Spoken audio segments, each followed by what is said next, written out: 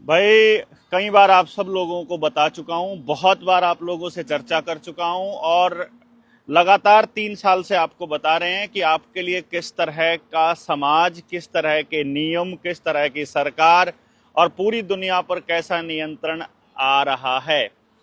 आप उसको कितना सीरियसली लेते हो ये तो निर्भर करेगा आपके ऊपर। लेकिन वो लोग जो ये कहते थे ना कि गांव में ना बोला लठ दरे हैं, आन दे देख लेंगे, उन सब लोगों को एक बार इस पूरे गेम प्लान को समझ लेना चाहिए। इसी ट्रीटी के बारे में, जिसको पेंडेमिक ट्रीटी कहते हैं, बहुत टाइम पहले भी बताया था। सीधा सीधा अगर आपको बताएंगे कि आपका कैसे नाश करने वाले हैं, तो भाई ये चैनल उड़ जाएगा, ये वीडियोज उड़ जाएंगे। आर्टिफिशियल इंटेलिजेंस बाद में ढूंढ ढूंढ के, जैसे वो मच्छरों को मारते हैं, ऐसे ये ढूंढ ढूंढ के हमारी वीडियोज को उड़ाएंगे, चैनलों को उड़ाएंगे।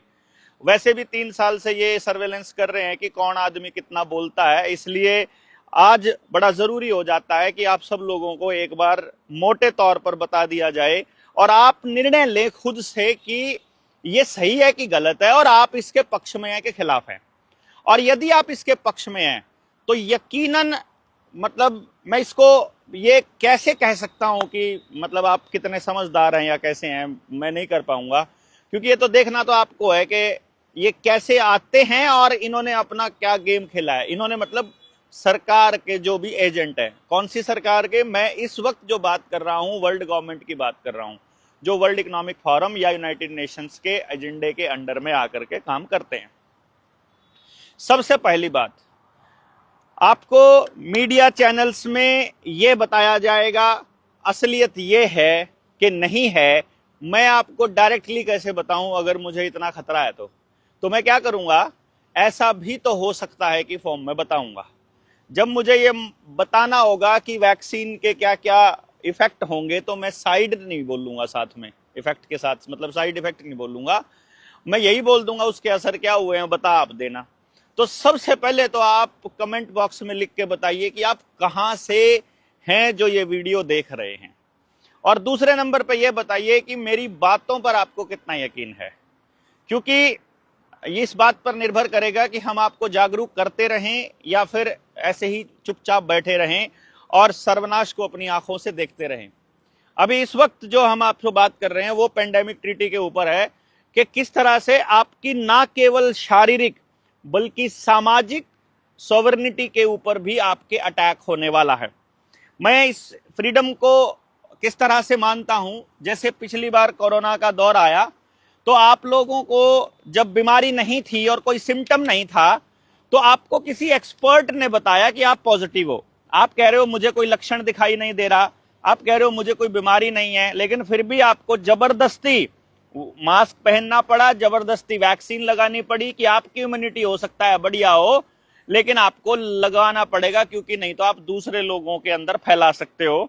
इसी तरह की चीजों का इस्तेमाल करके आपकी सॉवरेनिटी को, आपकी स्वायत्ता के ऊपर अटैक किया जा सकता है, और वो अटैक कंटिन्यूअसली होने वाला है, यही हम आपको बता रहे हैं। ये जो ट्रीटी है जिसके ऊपर साइन हुआ है अभी अभी, इसमें मैं आपको बता देता हूं कि भारत इसमें शामिल है सलाहकार के रूप में और एक बड़े एजेंडा को आगे लेके जाने वाले देश के रूप में। यानी कि बहुत जबरदस्त तरीके से मालूम है सरकार को कि अभी साइन कर दिया तो पंजाब से जो लोग उठेंगे, हरियाणा से जो लोग उठेंगे, बंगाल से जो लोग उठेंगे, वो पूरे के पूरे आकर के अगर दिल्ली में मिलने लगे तो इनकी गद्दी हिल जाएगी। इसीलिए ये चुनावों का इंतजार कर रहे हैं कि भविष्य में पंजाब और पश्चिमी बंगाल में कम से कम इन 2 स्टेट में तो बीजेपी की सरकार आ जाए। और अगर ये पूरा का पूरा गेम जियोपॉलिटिक्स अगर वर्ल्ड इकोनॉमिक फोरम खेल रहा है, तो ईवीएम का खेला अब की बार होने वाला है। अब की बार आम आदमी पार्टी के 50% से ज्यादा विधायक बीजेपी में शामिल होने वाले हैं, कांग्रेस के विधायक भी बीजेपी में शामिल होने वाले हैं। कैप्टन अमरिंदर हो सकता है बीजेपी का अगला प्रधानमंत्री डिक्लेयर कर दिया जाए, उस वक्त आपके पास कोई दूसरा ऑप्शन नहीं बचेगा, क्योंकि कैप्टन अमरिंदर ऑलरेडी मुख्यमंत्री रह चुके हैं, पिछली बार बीजेपी का सहयोगी रहा है। तो बीजेपी के पास किसी भी स्टेट में एंट्री के लिए आम आदमी पार्टी एक कवरिंग फायर के तौर पर काम करती रही है, एक कवरिंग एजेंट के तौर पर काम करती रही है, और वो काम बीजेपी के लिए आम आदमी पार्टी ने पंजाब में बखूबी किया है। जैसे ही इन 2 स्टेट में सरकार बीजेपी की आई, उस वक्त इस देश के अंदर गुलामी का असली दौर शुरू होगा। उसी दौर की भयानकता को ध्यान में रखते हुए मैंने अपने गांव में काम चालू कर दिया है और मैं अपने गांव के प्रत्येक घर तक अपना एजेंडा, अपना मिशन, अपना विजन लेके जा चुका हूं, ताकि हम लोग पूरे देश को एक विजन दे सकें कि भाई हम लोगों को अगर सरकार के ऊपर से निर्भरता खत्म करनी है तो हम क्या कर सकते हैं। तो मैं इस पेंडेमिक ट्रीटी के एक एक पॉइंट्स को यदि मैं कहूं तो ह्यूमैनिटी के अगेंस्ट एक बहुत बड़ा ये क्राइम है, एक तरह से मैं इसको कहूंगा। और ये एक डिजिटल गुलामी, यानी एक पूरी वर्ल्ड लेवल पर एक पूरे ग्लोबल गुलामी का एक ब्लूप्रिंट तैयार हो गया है। और ये आपके सामने जो कंपनियां या फिर जो सोशल मीडिया है या मीडिया के जो इन्फ्लुएंसर हैं वो बहुत अच्छे तरीके से पुट करेंगे। अभी हरियाणा में भी 2-3 केस लाने की इन्होंने कोशिश की है, तो शायद इसके बहाने ये कुछ करने जा रहे हों। और आपको शायद मालूम नहीं है कि सिंगापुर में लॉकडाउन ऑलरेडी लग चुका है और सिंगापुर में मेडिकल इमरजेंसी घोषित होने के बाद में अब वहां पर पूरा खेल अमली जामा पहनाया जाना चालू हो गया है। वहां 2000 से ज्यादा संक्रमित पाए गए, यानी उनको पॉजिटिव पाया गया और अब अस्पतालों में वहां वही खेल शुरू होने जा रहा है जो 2019 में शुरू हुआ था। मालूम है सिंगापुर में क्यों? क्योंकि सिंगापुर पूरी दुनिया का पहला ऐसा देश बना है जहां वैक्सीन ना लेने पर व्यक्ति के ऊपर आपराधिक मुकदमा दर्ज हो जाएगा, यानी कि वैक्सीन ना लगवाना अपराध घोषित हो गया है सिंगापुर में। और इसीलिए सबसे पहले कोरोना वहीं पर आया है। मैं आपको बहुत पहले से बता रहा हूं, इंडिया में क्योंकि 14 साल से कम उम्र के बच्चों का जब नंबर आया था तो उसी वक्त जनता सरकार मोर्चा जैसे दूसरे संगठनों ने मेहनत करके, आवाजें उठा करके लॉकडाउन खुलवा दिया था और वैक्सीनेशन को बंद कर दिया था। इसीलिए पहले झटके में 12 साल से कम उम्र के बच्चों को टारगेट इस बार करने की योजना आ रही है। आपने मीडिया के न्यूज चैनल्स में ये सारा खेल देखा ही होगा। वही सारी वैक्सीन हो सकता है आपके बच्चे के पैदा होते ही आपके बच्चों को लग रही हो, वरना 4 साल के बच्चों में पहले कभी हमने हार्ट अटैक के केसेस नहीं देखे थे। ये पिछले 3-4 साल में बढ़े हैं कि कोई 4 दिन का बच्चे को भी ब्रेन हेमरेज हुआ है या हार्ट अटैक हुआ है या कार्डियक अरेस्ट आया है, और 2 साल के बच्चे को भी और 4-5-6 साल के बच्चे को भी। बाकी आप समझदार हैं कि वो किस वजह से आया होगा। तो ये कोई विश्व के स्वास्थ्य को सही करने के लिए नहीं, बल्कि वैश्विक नियंत्रण के लिए एक दस्तावेज है जिसको यदि इंप्लीमेंट कर दिया जाता है तो देश का संविधान नल एंड वॉइड हो जाएगा। देखो, मैं आपको बताऊं, पहले मैंने 2-3 साल पहले जो वीडियो बनाई थी तब भी मैंने ये कहा था कि हमारे देश का संविधान नल एंड वॉइड हो जाएगा। लेकिन मैं आपको एक बात बता दूं कि इसमें कहीं पर भी ये नहीं लिखा हुआ है कि आपके देश का संविधान नल एंड वॉइड हो जाएगा। देखो कमाल की बात क्या है, क्योंकि पूरे देश में जब आपकी तनख्वाह रोकी जा रही थी, जब आपका राशन रोका जा रहा था, आपकी पेंशन रोकी जा रही थी, जब आपका मूवमेंट, आपका आना जाना रोका जा रहा था, उस वक्त भी ये आपके ऊपर जबरदस्ती कर रहे थे एसओपी के नाम पर। स्टैंडर्ड जो प्रोसीजर का जो ऑपरेंडी है, यानी उसको किस तरह से अमली जामा पहनाना है, उसका जो प्रोसीजर था उसके नाम पर, यानी केवल गाइडलाइन आई थी ऊपर से और उस गाइडलाइन को ही इन्होंने कानून के जैसा थोप दिया। तो अगर WHO ऐसा कानून दे दे, ऐसा मतलब आपको एक ऐसी गाइडलाइन दे दे कि आपके जो नागरिक अधिकार हैं, आपके जो इंसान होने के अधिकार हैं, उनको बाद में एक्सेस कर लेना, अभी ये बीमारी चल रही है, अभी महामारी चल रही है, अभी आपके ऊपर ये जबरदस्ती नियंत्रण आपको करना पड़ेगा, इस टाइम के लिए आप मान जाओ, 20-21 दिन आपने कोई चीज फॉलो कर ली, आप उसके आदी हो जाते हो, फिर आपको कोई फर्क नहीं पड़ता है। तो अब आपकी जो दुकान खराब हुई थी, जो आपकी बेरोजगारी है, जो आपकी बर्बादी है, जो आपका लोन में डूबा होना है, जो आपके डिप्रेशन है, वो अब आप अपनी किस्मत मान करके उसे अपना मान चुके हो और अब सरकार से सवाल पूछने की आपकी हिम्मत समाप्त हो चुकी है। तो इसी तरह से 21 दिन पहला एक ट्रायल होता है किसी भी आदमी की किसी चीज को आदत बनाने में, किसी आदमी की कोई आदत बदलने में। तो ये एक गेम प्लान है। तो सबसे पहले मैं आपको बता दूं, इसमें ये लोग कह रहे हैं कि हम दुनिया को, ये जो पेंडेमिक ट्रीटी है इसका पर्पस वो बता रहे हैं कि दुनिया को अगली महामारी के लिए तैयार करना। देखो कमाल की बात क्या है, इन लोगों को इतनी चिंता है हमारी कि ये दुनिया को अगली महामारी के लिए तैयार करने की योजना बना रहे हैं। दूसरी बात ये कह रहे हैं आपस में सहयोग बढ़ाना। दूसरी महामारी के लिए तैयार करने का मतलब है फिर आपको बिल गेट्स की वो किताब जरूर पढ़नी चाहिए जिसमें वो अगली महामारी के लिए तैयार होने को बोल रहा है। देखना बिल्कुल वैसे ही वो काम कर रहे हैं। अगले नंबर पर सहयोग बढ़ाना, मतलब आपने सहयोग नहीं बढ़ाया तो आपको देशद्रोही घोषित कर दिया जाएगा। और ये ऑपरेशन सिंदूर चलाया था जिस वक्त, इधर तो आप ऑपरेशन सिंदूर में उलझे हुए थे और उधर जो है वो पेंडेमिक ट्रीटी के ऊपर वहां पर तालियां बज रही थी और उसके ऊपर सिग्नेचर्स हो रहे थे। फिर वो कह रहे हैं, देखना आपको शब्दों के अंदर ही छुपी हुई गेम प्लान को समझना है। स्वास्थ्य सेवाओं की समानता सुनिश्चित करना। असल में ये कह रहे हैं कि पूरी दुनिया में हर किसी को एक ही इंजेक्शन लगाना है, एक ही वैक्सीन लगानी है, जब ये बोल रहे हैं स्वास्थ्य सेवाओं की समानता सुनिश्चित करने को। जबकि आयुर्वेद कह रहा है कि सबकी प्रकृति अलग होती है हर शरीर की। होम्योपैथी कह रही है कि फैमिली हिस्ट्री छोड़ो, जीन्स तक का भी प्रभाव पड़ता है। तो आप ये कैसे कह सकते हो कि किसी एक छोटी या बड़ी बीमारी के लिए आपको एक ही तरह की वैक्सीन सबको लगानी चाहिए या लगानी पड़ेगी या हम लगाएंगे? तो असल में तो ये ग्लोबल गवर्नेंस का एक मॉडल तैयार हो रहा है। पूरी दुनिया पर कब्जा करने का इजरायलियों का अमेरिका के थ्रू जो गेम प्लान है उसको अमली जामा पहनाया जा रहा है। आजादी की इस लड़ाई में अब की बार हम अंग्रेजों से अधूरी आजादी नहीं लेने वाले हैं। अब की बार WTO से भी आजादी चाहिए, वर्ल्ड हेल्थ ऑर्गेनाइजेशन से भी आजादी चाहिए, अंग्रेजियत से भी आजादी चाहिए। और जितने दुनिया के लेवल पर भारत को बांधने वाली संधियां हैं, हर संधि से आजादी चाहिए। हो सकता है वो आपको परमाणु बम से डराने लग जाएं, लेकिन परमाणु बम से अगर आप डर गए तो आप कभी जीत नहीं पाओगे। मैं आपको एक बात बता देता हूं, भारत पर कभी भी परमाणु बम गिराया नहीं जा सकता। मैं आपको ये बहुत अच्छे से बता रहा हूं। भारत पर परमाणु बम क्यों नहीं गिराया जा सकता, इसको समझना है यदि, तो आपको देखना होगा कि एशिया के जो दक्षिणी हिस्से पर, वहीं पर इतनी जलवायु, इतनी विविधता, इतने जड़ी बूटियां और इतना जंगल, ये सब कुछ मिलता है।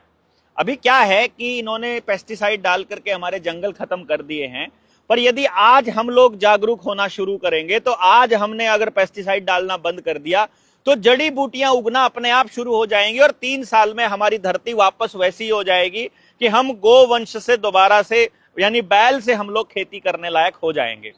यानी आपका जो सब्र है वो 3 साल का है, और जो ये पेंडेमिक ट्रीटी को अमली जामा पहनाना है वो 2 साल का है। मैं आपको ये 2 साल इसलिए बता रहा हूं क्योंकि 2 साल में ये चुनाव भी हो चुके होंगे। इधर से पश्चिमी बंगाल का चुनाव मान लेते हैं कि दोबारा से ममता बनर्जी जीत गई और ईवीएम का खेल इनका फेल हो गया, तो उस वक्त के लिए फिर ये वहां पर हिंदू मुसलमान के दंगे या रोहिंग्या के दंगे करवा करके राष्ट्रपति शासन लागू कर देंगे। इसी तरह से पंजाब में भी इनका जो प्लान बी है वो राष्ट्रपति शासन है। जैसे मणिपुर में अभी राष्ट्रपति शासन चल रहा है, जैसे J&K में राष्ट्रपति शासन लगा देंगे। और इसी तरह से दूसरी जगह पर भी ये जहां जहां इनकी सरकार नहीं है वहां राष्ट्रपति शासन लागू हो जाएगा। राष्ट्रपति आपको पता ही है कितने दिमाग वाली है, वो तो आप समझते ही हैं। और बाकी जगह पर जो है वो मतलब इनकी सरकार है ही है, तो एक तरह से पूरी दुनिया में सरकार इनकी बन जाएगी। पुलिस के नाम पर स्पेशल टास्क फोर्स ऑलरेडी ये बनाने की तैयारी कर रहे हैं। भारतीय न्याय संहिता में इन्होंने एक जो अभी सिविल डिफेंस के नाम पर जो फॉर्म लिए थे इन्होंने सेना में भर्ती होने वाले, वो गांव में से किसी का भी कार्ड बनाकर वो पुलिस का मुखबिर उसको साबित कर, वो कह देंगे गांव के जो सबसे गुंडे लुच्चे बदमाश लोग हैं उनको ये पुलिस के साथ अटैच कर देंगे कि ये लोग अगर गांव में कोई हिला तो इनके ऊपर तुमने अटैक किया तो सरकार पे अटैक माना जाएगा। तो भारत सरकार यानी हमको दोबारा से अपने अधिकारों को वापस लेने की दिशा में इसके ऊपर काम करना पड़ेगा। तो मैं आपको ये इसलिए बता रहा हूं 2 साल का समय, क्योंकि वर्ल्ड इकोनॉमिक फोरम और WHO ने भी 2 साल का समय दिया है इसके लिए, और 2 साल का समय ही भारत के अंदर बाकी की सरकारों का और चुनाव होने का रह जाएगा। और 2 साल में ही ये सारा का सारा अगले चुनाव जो सरपंची के चुनाव है वो भी अपने हरियाणा में 2 साल के बाद ही हैं। तो ये सारा का सारा प्लान इस तरह से अमली जामा पहनाया जाना है कि भैया इस 2 साल के गेम में कंट्रोल करने का रास्ता तय कर लो। तो आपके पास अपना संगठन बनाने का, अपने गांव को तैयार करने का, घर घर जाने का जो समय है वही 2 साल है। तो अब आप इसको किस तरह से इस्तेमाल करेंगे ये तो निर्भर करेगा आपके ऊपर। फिलहाल मैं आपको इसके कुछ पॉइंट्स बता देता हूं कि ये किस तरह से लेकर के जाएगा आगे, और ये जो मीडिया चैनल है ये कैसे बताएंगे और असलियत इसकी क्या है, मैं दोनों चीजें आपके सामने रख देता हूं। सबसे पहले इसके अंदर जो बहुत बड़ा रोल रहेगा वो डिजिटल हेल्थ सर्टिफिकेट का रहेगा। यानी कि जैसे आप हेल्दी हो या नहीं ये आप नहीं बता पाओगे, आपका लोकल डॉक्टर नहीं कहेगा कि ये हेल्दी है, ये ठीक ठाक है, आप अपने बच्चे को नहीं कह सकते कि ये ठीक ठाक है, बल्कि एक आदमी आएगा वो आपका टेस्ट करेगा और वो बताएगा कि आप हेल्दी हो या नहीं हो। यानी कि वो जो डिजिटल आईडी है वो बनेगी। तो आपका हेल्थ रिकॉर्ड रखा जाएगा बचपन से लेकर के, फिर आपका वैक्सीन का स्टेटस देखा जाएगा कि आपने वैक्सीन ली हुई है कि नहीं ली हुई है। वो पिछली बार आपने देखा ही था कि 3 महीने के बाद आपको दोबारा से वैक्सीन लेनी पड़ेगी, नहीं ली है तो आपका नंबर कट जाएगा। आप मतलब आप जो है, क्योंकि अभी तो सारा का सारा ग्लोबल चल रहा है ना कि कौन सा बैच आपको देना है फिलहाल, तो कुछ लोगों को पहला बैच दे देंगे अभी, कुछ लोगों को दे देंगे आगे 2-6 महीने बाद, कुछ लोगों को आगे दे देंगे, वो मैं आपको बताऊंगा ये पूरा खेल। फिर मेडिकल हिस्ट्री पूरी देखी जाएगी, ब्लड का डेटा, डीएनए का सैंपल और आपकी मेंटल हेल्थ, सारी चीजें जो हैं वो उस आईडी कार्ड के अंदर मेंशन होंगी। और जो वैक्सीन का कोड है वो बताएगा कि आप विदेश जा सकते हैं कि नहीं जा सकते हैं। यानी कि आप वैक्सीनेटेड काउंट हो रहे हो तो आप विदेश में जा पाओगे, आपकी टिकट होगी, एयर टिकट, नहीं तो नहीं होगी। लेकिन अभी तो कह रहे थे कि आप किसान की फसल को भी बाहर तक लेके जाना है, इसलिए हिसार का एयरपोर्ट बना है, मोगली जी जब यहाँ आए थे। चलो बाकी बताएंगे, आपका बच्चा स्कूल में पढ़ सकता है कि नहीं पढ़ सकता है ये भी आपका वैक्सीन का स्टेटस ही बताएगा। अब इसमें आप बता दीजिए आपके अधिकार जो हैं वो एक वैक्सीन का कोड बताएगा, तो आपके अधिकार सस्पेंड हो जाएंगे यदि इस ट्रीटी को पूरी तरह से आप मान लोगे तो। भक्तों को मैं बता देता हूं भाई, जो वैक्सीन से आपके पक्के इलाज करने का जो मोदी जी ने एक सर्टिफिकेट बनवाया था जिसके ऊपर पहले आपकी उसकी खुद की फोटो लगती थी और अब उसने फोटो हटवा दी थी, वो आप खेल समझिए। आप लोगों को क्या लगता है, आप लोग तो अंधभक्त होना, आप लोग तो आरएसएस से होना, आप लोग तो बीजेपी से होना, जो है मतलब मैं उनकी बात कह रहा हूं, वो तो एक बार देख लो कि आपके घरों की क्या हालत है, आपका रोजगार, आपका जो बीमारी का हालत है वो सही है कि किस तरह से चल रहा है। बाकी आपको नहीं समझ में आ रहा है तो कोई बात नहीं। इसमें जो दूसरा पॉइंट आ रहा है वो है मैंडेटरी मेजर्स लेने का, मतलब कुछ चीजें आपको लेनी ही पड़ेंगी। जैसे वो कह रहे हैं कि यदि आपने वैक्सीन नहीं लिया है तो आप घर से बाहर नहीं निकल सकते, यदि आपने मास्क नहीं लगाया है तो आपका चालान कटेगा, यदि आपने आरटीपीसीआर टेस्ट नहीं करवाया है तो आप एक जिले की बाउंड्री छोड़कर दूसरे जिले में एंटर नहीं कर सकते। यानी आपकी मर्जी हो या ना हो, आपको एक तरह से टेस्टिंग के लिए तो वो रखेंगे ही रखेंगे। यानी आप बिना उनकी लैब में कैद हुए, बिना उनके पिंजरे में कैद हुए आप उनके लैब रैट हो जाएंगे। ये इसका एक पूरा का पूरा खेल है। अगर इसके अगले बिंदु की तरफ देखा जाए तो ये लोग कह रहे हैं पेंडेमिक ट्रीटी के जो फायदे हैं ये उसमें लिखा हुआ है। देखो वो अप्रोच बता रहे हैं आपको बढ़िया वाली, जैसे कि मान लो यहां पर कहेंगे कि भाई पूरे देश में ना फैले इसलिए इनको लगाना जरूरी है, इसलिए इनको वैक्सीन लगाना जरूरी है, चलो इनको मास्क लगाना भी जरूरी है। वो सब तो पहले आप देख चुके हो, सब कुछ आप पहले देख चुके हो। ज्यादा से ज्यादा लोगों तक पहुंचाना आपकी जिम्मेदारी है इस वीडियो को, वरना फिर से हम उसी तरह से रह जाएंगे। करोड़ों लोगों तक ये वीडियो पहुंचनी चाहिए और आपकी जानकारी में जो भी व्यक्ति है इसको जरूर समझ ले। मैंने दोनों पहलू बताए हैं कि मीडिया क्या दिखाएगा, अभी उसने दिखाया नहीं है, और हम क्या दिखा रहे हैं। कोई कॉपीराइट नहीं लगता है मेरी वीडियोस को अपने चैनल पर, अगर आप डालते हो तो कोई कॉपीराइट नहीं लगाऊंगा मैं, आप डालिए जितना डाल सकते हो, मैं बता रहा हूं आपको। इसमें जो अगला जो पॉइंट बता रहे हैं वो वन हेल्थ अप्रोच बता रहे हैं। वन हेल्थ अप्रोच का मतलब क्या है, वो कहते हैं कि आदमी और पशु की हेल्थ को एक तरह से मतलब एक तराजू में तोला जाए और पर्यावरण को इसमें ध्यान रखा जाए, मतलब पर्यावरण को ध्यान में रखा जाए। मैं समझ रहा था, मैं कहा यार ये पंगा कैसे है, ओहो हो, फिर समझ में आया। समझ में ये आया कि यदि आपकी गाय में वो वायरस मिलने का कोई चांस मिला तो आपकी दूध की सप्लाई बंद हो जाएगी। यदि आपके खेत में फसल थी खड़ी थी और मुझे बताया उन्होंने कि भाई देवेंद्र उधर आपके खेत में ऐसे ही जैसे वीडियो बना रहा था, तो आपकी लोकेशन ने बता दिया कि आप वहां पर थे, आपकी ट्रैवल हिस्ट्री ने बताया कि आप उस खेत के आसपास थे, तो उस खेत में वायरस होने के चांस हैं, तो उस खेत का अनाज कोई नहीं खा पाएगा या फिर उस खेत में हो सकता है उस खेत को आग लगा दी जाए। तो वो ये कह रहे हैं कि उस फसल को कोई नहीं खाना चाहिए जिसके अंदर वायरस होने के चांस हैं। फिर वो ये भी दे रहे हैं, वो पढ़े लिखे लोग जो, मतलब मैं तो असल में पढ़े लिखे नहीं बोलता उनको, ये जो डिग्रीधारी लोग हैं, इन लोगों जो साक्षर लोग हैं, इन लोगों के लिए वो कहेंगे इसकी ना कॉम्प्रिहेंसिव अप्रोच होनी चाहिए। वो कॉम्प्रिहेंसिव अप्रोच का मतलब वो यही लेते हैं कि भाई समग्र रूप में देखा जाए, समग्र दृष्टिकोण होना चाहिए। अब उस कॉम्प्रिहेंसिव अप्रोच में वो ये कह रहे हैं कि मान लो किसी जंगल में वायरस होने की पुष्टि हो गई या उनको शक हो गया, तो उस जंगल से आदिवासियों को विस्थापित करेंगे जबरन। ये जो खेल चल रहा है ये इसीलिए चल रहा है ना भाई, संसाधनों पर कब्जे का तो खेल है। गांव तो खाली करवाने ही करवाने हैं, फसलों पर तो, जमीनों पर तो कब्जा इनको चाहिए ही चाहिए। आप मानो या ना मानो, ये गेम प्लान तो चल ही रहा है, आपको समझ में आए कि ना आए। हम पहले बता रहे हैं फूड सप्लाई को रोक दिया तो शहरों में आग लग पड़ेगी, शहर वाले पागलों की तरह हो जाएंगे और सबको 5-5 किलो अनाज पर या एक ब्रेड की रोटी पर निर्भर रहना पड़ेगा। कोई बड़ी बात नहीं है। एग्रीकल्चर के ऊपर, एनिमल फैसिलिटी के ऊपर, आपका उनके ऊपर सीधा नियंत्रण करने का एक खेल है। अब आप समझिए इसको किस तरह से लेते हो। क्राइसिस के लिए प्रिपेयर्डनेस के बारे में ये बता रहे हैं कि पहले से रणनीति बनानी पड़ेगी कि अगर वायरस आया तो क्या करेंगे, अगर यहां पर लॉकडाउन लगा तो क्या होगा। तो इसके लिए क्या करेंगे, मॉक ड्रिल करेंगे।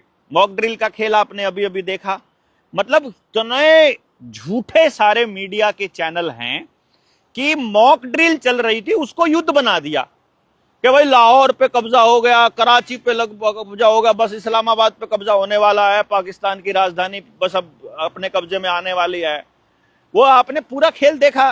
तो मॉक ड्रिल को ही असली युद्ध में तब्दील करने का तो टैलेंट बस इन कमीनों के पास ही है। अभी आप लोगों को एक मॉक ड्रिल चल रही हो कि भाई पेंडेमिक हर तीसरे चौथे छठे महीने मॉक ड्रिल चल पड़े, मान लो कि ये सायरन बजे तो तुमने घरों में दुबक जाना है, ये सायरन बजे तो तुमको मास्क लगाना चालू कर लेना है। टीवी जो आपके शहर की स्क्रीन के हर जगह पर स्क्रीन लगी हुई है ना आपके शहर में चौराहों पर, वहां पर आदेश पारित होंगे और उनके साथ माइक लग जाएंगे कि आप जा रहे हो तो आपको 24 घंटे आपके दिमाग के ऊपर, मतलब आपके टीवी के माध्यम से, कॉलर ट्यून के माध्यम से, मतलब मोबाइल भी आपको बंद करके फेंकने पड़ेंगे अल्टीमेटली लास्ट में। वो आपको देखना, मैं आपको बताऊंगा, आप फेंकोगे, अपने हाथ से फेंकोगे, अपने बच्चों को अपनी आंखों से बर्बाद होते हुए देख रहे हो और फिर भी मोबाइल नहीं फेंक रहे हो, फिर भी उनके हाथ से में पकड़ा रखा है। कितनी कितनी खतरनाक माँ बाप हैं आप लोग। आर्टिफिशियल वायरस की सिमुलेशन की जाएगी, मीडिया में एक पूरा हाइप क्रिएट की जाएगा, मीडिया हिस्टीरिया, मतलब जैसे अभी अभी ये युद्ध के नाम पर जो हुआ, ये अभी इसी तरह से वायरस के नाम पर, क्योंकि सारे मीडिया चैनल्स अंबानी अडानी के हैं। काम करने वाला जो व्यक्ति अंदर काम कर रहा है, वो व्यक्ति जो है, आपने सारे नेताओं को देखा था कि जब कैमरे के सामने आना था तो मास्क लगा लेते थे, बाहर जाते थे तो फिर से वैसे हो जाते थे। मोदी जी जब बैठे होते थे तो सारे मंत्री लगा के रखते थे, फिर मंत्री जी जब नहीं लगाते थे तो आगे खड़े हुए सारे एमएलए लगाते थे, फिर एमएलए नहीं लगाता था तो एसपी और डीएसपी लगाते होते थे, जब एसपी डीएसपी मुंह से उतार देते थे तो हवलदार लगाता होता था, इंस्पेक्टर थानेदार। हवलदार उतार लेता था तो आगे सिपाही लगाता था, और सिपाही उतार देता था तो जनता लगाती थी। मतलब गुलामों की एक टेस्टिंग की प्रोसेस कॉन्टिन्यूसली चल रही थी। और ये इमरजेंसी लगाने के लिए काफी है, इतना सारा मटेरियल, अगर इतना सारा कुछ हो जाए और इमरजेंसी डिक्लेयर कर दें, भैया इमरजेंसी डिक्लेयर हो गई, मैं आपको बता रहा हूं, इमरजेंसी में घर से निकलने वाला मैं पहला आदमी होऊंगा। मतलब हमको जीने का कोई शौक नहीं है ऐसी जिंदगी जिसके अंदर गुलाम होकर के रहा जाए, तो हम इसको तोड़ेंगे। उससे पहले अपनी सेना तैयार कर लीजिए। हर व्यक्ति के पास अपनी 20 लोगों की टीम होनी ही चाहिए। ये जो हम लोग, आपको क्या लगता है आवेदन के लिए आपको तैयार कर रहे थे, अरे भैया हमको 3 साल हमको मालूम था ये हालात आने वाले हैं, इसीलिए एक दिन हम घर में नहीं बैठे और टीम तैयार करते रहे। इसका पर्पस ये था कि भाई तुम आवेदन के नाम पर आ जाओ यार, हेल्थ के नाम पर आ जाओ यार, तुम एजुकेशन के नाम पर आ जाओ, किसी नाम से आ जाओ, तुमको राजनीति करनी है उसके नाम पर आ जाओ, पर बोलने की हिम्मत तो रखो। कम से कम समाज में इन मुद्दों के ऊपर बोलो तो सही। लेकिन नहीं, आप मुद्दों पर नहीं बोलेंगे, बस अपनी जो आपकी इच्छा है वो पूरी हो जाए। भैया आपका आवेदन लग गया है ना, तो इस पे लाइव बना लो। अब आप अगर हेल्थ एजुकेशन पर काम करते हो अपने साथ में, तो इस पे लाइव बना करके चलो। इस पेंडेमिक ट्रीटी के सारे पॉइंट्स आपको चाहिए, मैं आपको भेज दूंगा। जिसको चाहिए बता दीजिएगा, मैं आपको बताऊंगा। उनपे अपने नोट्स बनाकर अपनी भाषा में लिखिए, लाइव चलिए, वीडियो डालिए, पोस्ट लिखिए, लिखते जाइए कंटिन्यूअसली। आपको यह करना पड़ेगा ताकि आसपास के लोगों को पहले से ही पता चल जाए कि ऐसा करने वाले हैं। अभी बोल दोगे ना, अभी आपको पागल बोलेंगे, कोई दिक्कत नहीं है, चैनल नहीं उड़ेगा। लेकिन जिस वक्त आएगी ये, उस वक्त बोलोगे तो ये चैनल उड़ जाएंगे, तो खबर नहीं पहुंचा पाओगे। पहले से बोलते रहो। आज जो ये हो रहा है, ये हम पहले से बता चुके हैं आपको, इसीलिए आज लोग ट्रस्ट करने लगे हैं। वरना उस वक्त तो हमको भी पागल बोला करते थे। हमने बोलना बंद नहीं किया। हमारे ही साथी हमको बोलते थे, गांव में 1.5 घंटा बोलने का क्या मतलब, ऐसा बोलते थे। मैं बोलता था, भाई आज इनको समझ में ना आए कोई बात नहीं, बीज डल गया इनके दिमाग के अंदर, सारी चीजें डाल दी हमने कि भैया आपका जो खाना है, आपका जो अनाज है वो वेस्ट होगा। या तो आपका अनाज मंडी में वेस्ट हो रहा है, या आपका खेत में ही नहीं हो रहा है, या आपको बीज ही गलत मिला है, या आपके खेत में पानी की शॉर्टेज आ रही है, या आपको बिजली नहीं मिलेगी, या या पेट्रोल डीजल नहीं मिलेगा, या आपके वाहन बंद कर दिए जाएंगे। किसी ना किसी तरीके से आपको उस हालत में लेकर के आना है। इनको वो लेकर के आ ही रहे हैं। तो इसको समझो आप कि कितना बड़ा खेल चल रहा है। तो इसलिए अगला फॉल है इंफोडेमिक मैनेजमेंट। इंफोडेमिक मैनेजमेंट का मतलब है कि इंफॉर्मेशन को मैनेज कर लेंगे। जैसे हम जैसे लोग जो बोल रहे हैं उसको बोलेंगे मिस इन्फॉर्मेशन फैला रहा है। कोई डॉक्टर अगर सच बताने लगे, मान लो जैसे कि कोरोना के टाइम पे क्या हुआ था, कोई डॉक्टर अगर कोरोना का सच बता देता था या बोल देता था, तो उसका लाइसेंस रद्द कर देते थे, तो उसको कोई इंटरव्यू देने का अलाउड नहीं था। मीडिया चैनल वाले भी लेकर आते थे, तो आईएमए के किसी डॉक्टर को लेके आते थे, और वो डॉक्टर जो है वही पेलता था जो ऊपर से बोला गया है। रामदेव ने एक बार बोला था, रामदेव को घसीट लिया था इन्होंने सुप्रीम कोर्ट तक, और फिर रामदेव को भी पीछा छुड़ाना मुश्किल हो गया था। मान लो आपने ऑनलाइन आरटीआई डाल दी कि इसके ऊपर, पेंडेमिक के ऊपर, तो आप ब्लॉक हो जाओगे परमानेंट, और कोई आरटीआई ही नहीं डाल पाओगे। मान लो आपने कोई पीआईएल डाल दी, तो बोलेंगे कौन सा संगठन है, कहती जनता, क्या जनता सरकार मोर्चा, फर्जी संगठन, चलो ऐसा करके भेज देंगे वो लोग। क्यों? आपने जजेस को देखा ना, जजेस ने क्या खेल खेला था मालूम है ना। मेरा मास्क वाला जो केस है अभी तक पेंडिंग चल रहा है। मास्क वाले केस में सजा मिलेगी अब, जब 2 साल पूरे होने को होंगे, जब ये पेंडेमिक ट्रीटी लागू हो जाएगी ना, तो मास्क वाले केस पर तब सजा होगी और तब अंदर डालेंगे। सोचो कितना बड़ा खेल, आप समझोगे इसको। भाई साहब ये तब तक ऐसे ही चल रहा है। देखो 3 साल हो गए हैं उसको, मास्क वाले केस को 3 साल से ऊपर हो गया, 3.25 साल। लेकिन मजाल है कि आगे सरक ले। बता रखा है कि सारे मास्क वालों को तब जेल डालनी है। हमने भी बोला रखा है वकील को, भैया हमें जेल ही जाना है, बढ़िया है, इससे अच्छा तो फेसबुक पर यूट्यूब पर डालोगे तो बोलेंगे जी कम्युनिटी गाइडलाइन को फॉलो नहीं कर रहा है, चलो उड़ा दो इसको, फटा कर दो। ये सारा खेल चलेगा। वो बोलेंगे, मतलब जो जो अच्छे सूट बूट वाले क्या बोलेंगे, भैया आपको साइंटिफिक अप्रोच रखनी चाहिए, पीसफुल प्रोटेस्ट करना चाहिए, आप कोर्ट में जाइए ना, इस तरह की भाषा बोलेंगे वो। ये हथियार की तरह इस्तेमाल करते हैं। एक जैसी सोच के लोग बनाना चाहते हैं, एक जैसी एक कमोडिटी की तरह, ट्रैकेबल कम्युनिटी बनाना चाहते हैं हमको। वो हम लोगों को बिल्कुल नहीं होगा। तो इसमें क्या है कि डब्ल्यूएचओ को अधिकार होगा कि वो क्या गाइडलाइंस दे रहा है, सबको क्या कह रहा है कि भाई तुमको ये सब करना है। तो पूरी दुनिया में जितने भी हेल्थ के मेजर्स हैं, चाहे आपकी आयुर्वेद है, चाहे एक्यूप्रेशर है, एक्यूपंचर है, अल्टरनेटिव मेडिसिन हैं, दूसरा हेल्थ के दूसरे वेलनेस के जो तरीके हैं, योगा है, प्राणायाम है, वो सब खत्म हो जाएंगे। आयुर्वेद और होम्योपैथी सब कुछ, मतलब। तो आपको अगर ये खत्म करना है तो आप चुप रहिए, अदरवाइज आपको बोलना पड़ेगा। और मैं आपको बता रहा हूं, अपनी गिरफ्तारी की या अपने गायब होने वाली स्थिति में हम क्या करना है, वो वीडियोज हमने पहले से बना के रखी हुई हैं, वो बस फॉलो कर लेना। चैनल नीडर जेएसएम करके चैनल है, नया बनाया है, नीडर जेएसएम ब्रैकेट में देवेंद्र बल्हारा। इसका लिंक मैं इसमें डिस्क्रिप्शन में डाल देता हूं। वो उसको दोबारा से चैनल को जो है वो सब्सक्राइब कर लीजिए। और शुक्रवार को, यानी कि फ्राइडे को शाम को 10 बजे मैं उस पर एक वीडियो लगाऊंगा रात को। तो आप लोग अगर रात को 10 बजे चलाकर सो जाएं तो उसके ऊपर जो है ट्रैफिक बढ़ जाएगा, और वो मतलब जो सब्सक्राइबर्स हैं वो बढ़ जाएं, ताकि लोगों तक जाना शुरू हो जाए। तो हम लोग उसमें इसी तरह से डालेंगे लंबी लंबी वीडियोस, ताकि मैक्सिमम लोग लगा करके उसको छोड़ सकें, ताकि वो चैनल जाए, एक बार चलता रहे थोड़ा बहुत। असली खबरें हम इस निडर इंडिया पर ही डालेंगे फिलहाल के लिए। तो इसमें जो आपका निजता का जो अधिकार है वो पूरी तरह से समाप्त हो जाएगा। आपका ब्लड टेस्ट की रिपोर्ट इंटरनेशनल लेवल पे जा सकेगी, आपका डीएनए का प्रोफाइलिंग वहां बन जाएगा, फेस स्कैन है। देखो, फेस स्कैन करने वाली टेक्नोलॉजी इंडिया के नाम पर नहीं है, वो भी इजराइल के नाम पर है। जितना भी टेक्नोलॉजी, जितना ये एप्पल का जो सॉफ्टवेयर है या फिर एंड्रॉयड का सॉफ्टवेयर है या फिर माइक्रोसॉफ्ट का सॉफ्टवेयर, वो सारा उनके पास है। तो कैमरास जितने भी हैं वो सारे के सारे रिकॉग्निशन वाले उनके पास ही हैं। अपने पास तो कुछ भी नहीं है। अपने वाली सरकार तो हमारे टैक्स के पैसा दे करके उनकी कंपनियों को चला रही है बस खाली। आपकी ट्रैवल हिस्ट्री हो गई, सोशल मीडिया का बिहेवियर हो गया, सब कुछ।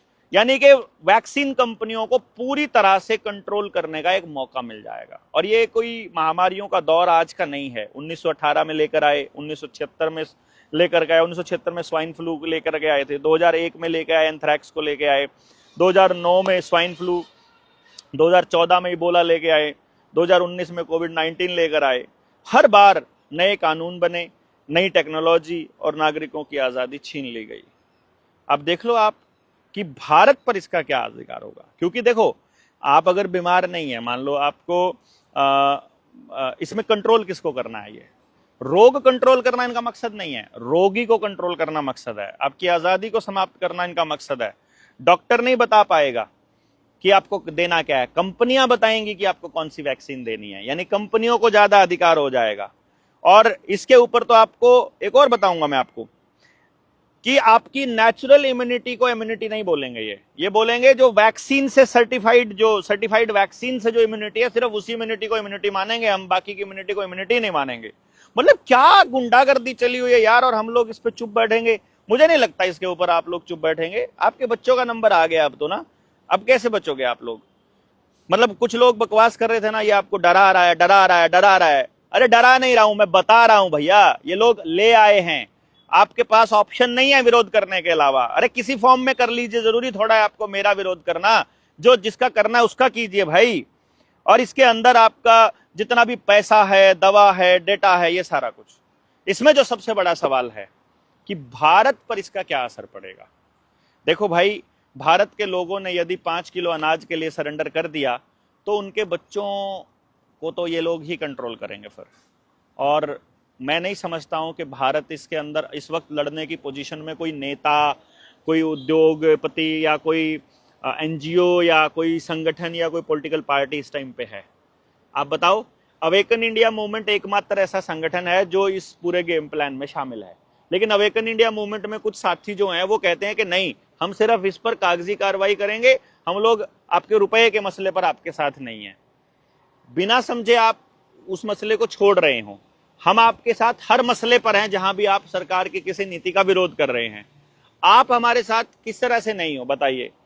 अरे हमको सबको मिलकर लड़ना होगा, मैं आपको बता रहा हूं। तो मैं आप सब लोगों से रिक्वेस्ट कर रहा हूं, जितने भी संगठन हैं जो इस पूरे 3 साल में आए थे, इन सारे संगठनों को एक कॉल देनी चाहिए कि हम एक कॉल देते हैं। और जनता सरकार मोर्चा एक कॉल देता है इसके ऊपर कि हमको इसको आगे किस तरह से आगे बढ़ाना है। जून के महीने में आखिरी संडे को हम एक कॉल दे देते हैं कि दिल्ली या करनाल की किसी बड़े बैंक्वेट हॉल में हम लोग एक जगह तय कर लेते हैं। वहां पर हम एक मीटिंग करते हैं, नेशनल लेवल का एक सेमिनार ऑर्गेनाइज करते हैं 2 दिन का या 3 दिन का, जिसमें इसके ऊपर रणनीति बनाई जा सके और इंटरनल कॉल दी जाए। और इंटरनल कॉल दे करके ही संगठनों के प्रतिनिधियों को बुलाया जाए और वो संगठन अपने प्रतिनिधियों के अंदर चर्चा कर ले कि हमको वहां जाकर के क्या बोलना है, ताकि हम लोग केवल और केवल बीमारियों पर चर्चा ना करें। क्योंकि जो गांव का किसान जो कर्जे में डूब रहा है उसकी बात भी हमको करनी पड़ेगी। LIC जो बर्बाद हो रही है, उनका पैसा डूब रहा है, उस पर भी बात करनी पड़ेगी। जो रोडवेज को प्राइवेट कर रहे हैं, जो जमीनों का अधिग्रहण जबरदस्ती कर रहा है, जो पंचायतों की जमीनों पर काबू हो रहा है, जो पानी में फ्लोराइड मिला रहे हैं, जो दूसरे तबके, जो गरीब तबके को जो अनाज के अंदर वो ऐसे केमिकल स्प्रे करके दे रहे हैं, जो गरीब तबके को जो राशन मिलता है कोटे में, वो सारा का सारा या तो फोर्टिफाइड दे रहे हैं या उसके ऊपर केमिकल छिड़क कर दे रहे हैं, तो उनको कैंसर हो रहा है उससे। तो जो गलत इलाज से हो रहा है, जो दूसरे मुद्दों पर जो बातें हो रही हैं, उन मुद्दों पर भी हमको बोलना होगा। इसके अलावा मुझे कोई रास्ता नजर नहीं आता है, क्योंकि आप रोडवेज के लिए बोलोगे तो रोडवेज आपके लिए बोलेगा, यदि आप किसान के लिए, हम किसान के लिए बोलेंगे तो किसान हमारे लिए बोलेगा। किसान के प्लेटफॉर्म पर जाकर जब हम ये वाले मुद्दे बताते हैं तो किसानों को समझ में आता है, और किसान हमारे साथ होते हैं। जब लॉकडाउन लगा था और उस टाइम पे जब हम वहां पर चंडीगढ़ में गिरफ्तार हुए थे, तो कितने सारे किसान नेता वो लोग वहीं पर उसमें शामिल थे जो पहले किसान आंदोलन में सक्रिय थे, उस वक्त भी, मौजूदा हाल में, उस टाइम पर भी। तो मैं ये कह रहा हूं कि हम सब लोगों को, चाहे आप किसी भी फॉर्म में जो भी लड़ने वाले लोग हैं, हो सकता है कि हमारे आपके मुद्दे अलग अलग हों, हमारी सोचने का, काम करने का तरीका अलग अलग हो, लेकिन इन पर तो हमको मिलकर के एक बार तो कोई ना कोई एक चर्चा का एक अभियान शुरू करना चाहिए, क्योंकि अब चर्चा का समय आया है। अब टीम तैयार हो गई है, पूरे इंडिया में अब लोग जाग गए हैं, सब लोगों को मालूम पड़ गया है कि लड़ने की ताकत किन किन लोगों में है, कौन कागजी कार्रवाई का काम करेगा और कौन नहीं करेगा। मान लो एक वकील है, मैंने बोला कि ये सारे मुद्दे हैं, बोला ये वाले मुद्दे से तो सरकार गिर जाएगी। तो मैंने कहा बढ़िया है, क्या दिक्कत है आपको? बोला नहीं, मैं मोदी जी के खिलाफ नहीं जा सकता। वैसे वो देश की लड़ाई लड़ने की बात कर रहे हैं, वैसे वो मोदी जी के खिलाफ नहीं जा सकते। तो ऐसे लोगों की पहचान हो गई। अभी जो लाल झंडे वाले लोग हैं, इन्होंने तो कितने, ये ट्रेड यूनियन के नाम पर जो कम्युनिस्टों ने जितने सारे आंदोलन किए हैं, ये जाकर के हर आंदोलन में झंडे लेकर सबसे आगे जाकर के बैठ जाते हैं। इनको वही 4 लोग होते हैं और वही अपना नारे लगाने में बेस्ट है और नेगोशिएशन करके निकल आते हैं। भाई हमारे तो मोर्चे के अंदर तो मैं स्पष्ट बता रहा हूं भैया, मैं दूसरा कोई झंडा, भाई हम अपना जनता सरकार मोर्चा का झंडा छोड़ने को तैयार है, नाम भी नहीं लेंगे हम अपना मोर्चे का, सिर्फ तिरंगे के झंडे के नीचे हम लोग खड़े हो सकते हैं। कोई भी एक झंडा बना लो, उसके नीचे खड़े हो सकते हैं। कोई अलग अलग झंडों में हम लोग नहीं आए, तब जाकर के लड़ाई लड़ने का मजा है। फिर कोई संगठन आकर के अपनी ज्यादा वो नहीं कर पाएगा। अपने संगठन को रिप्रेजेंट करने के लिए आइए, अपने संगठन की तरफ से बोलिए और उसको जाइए, और जो संगठन उसको लीड कर रहा है, जो जिन लोगों को मालूम है लड़ाई पूरी क्या है, देखो पूरी लड़ाई अगर 360 डिग्री आप नहीं जानते हो तो आप लड़ नहीं पाओगे, फिर आप नेगोशिएट कर जाओगे। ये चाहते यही है कि आप 100 मांग लेकर आओ और उनमें से 2 के ऊपर मान जाओ या 50 के ऊपर मान जाओ। क्यों भाई, मांग आपकी कैसे हो सकती है? आपका तो आदेश होता है, आप तो जनता है, आप तो मालिक हैं। वो कौन है? मतलब हम कमजोर हो जाते हैं तब हम ढूंढते हैं किसी तरह से फेमस होने का रास्ता या अपना काम निकालने का रास्ता। वो हम नहीं करेंगे, हम लड़ेंगे, आखिर तक लड़ेंगे, और यही हमने तय किया है।